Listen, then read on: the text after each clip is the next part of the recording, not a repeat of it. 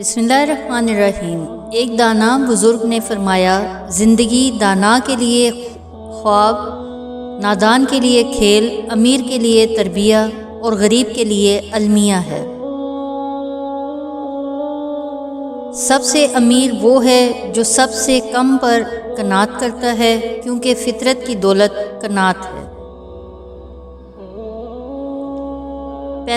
پیسے کا بیج ہے اور بعض اوقات پہلی کوڑی کمانا اگلے لاکھوں روپے سے زیادہ دشوار ہوتا ہے۔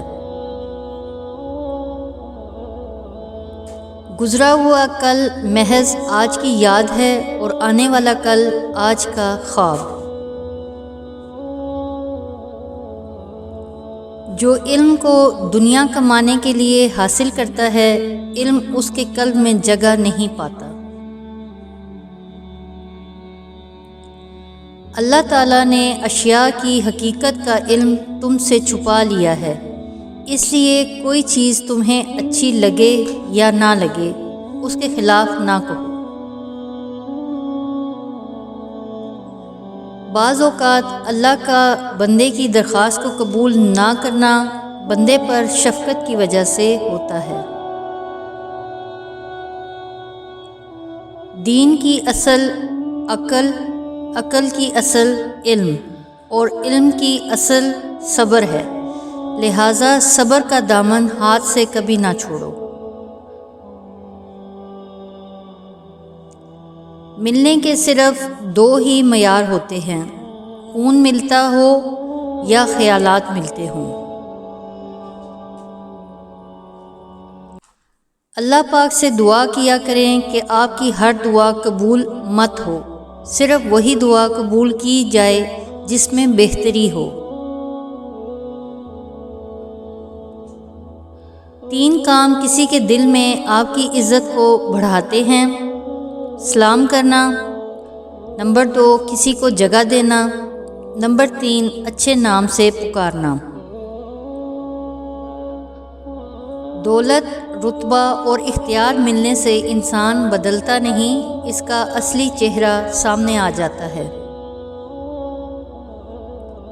خوش نصیب وہ ہے جو اپنے نصیب پر خوش رہے۔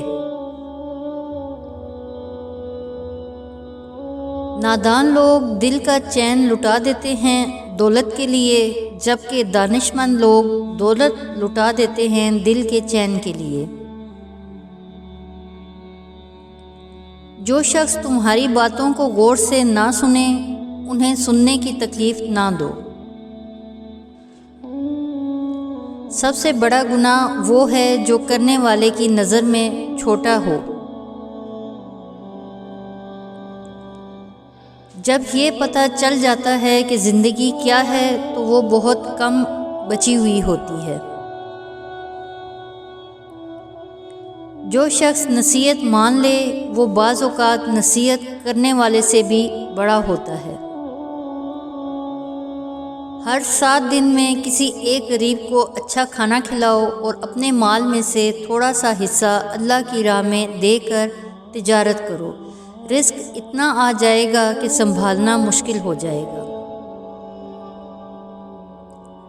آسمان پر نظر ضرور رکھو، پر یہ نہ بھولو کہ پیر زمین پر ہی رکھے جاتے ہیں۔